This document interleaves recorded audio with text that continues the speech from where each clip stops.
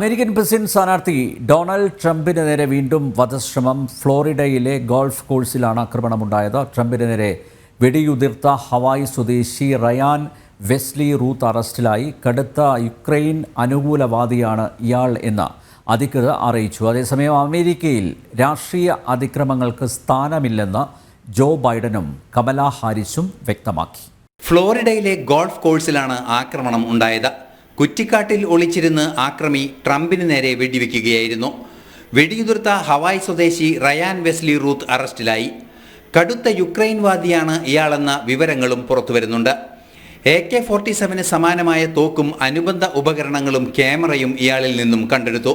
ആക്രമണത്തെ തുടർന്ന് ട്രംപിനെ സുരക്ഷിത കേന്ദ്രത്തിലേക്ക് മാറ്റി. ഇത്തരം നീക്കങ്ങൾ കൊണ്ട് തന്നെ പിന്തിരിപ്പിക്കാനാവില്ലെന്ന് ട്രംപ് സമൂഹ മാധ്യമത്തിൽ കുറിച്ചു.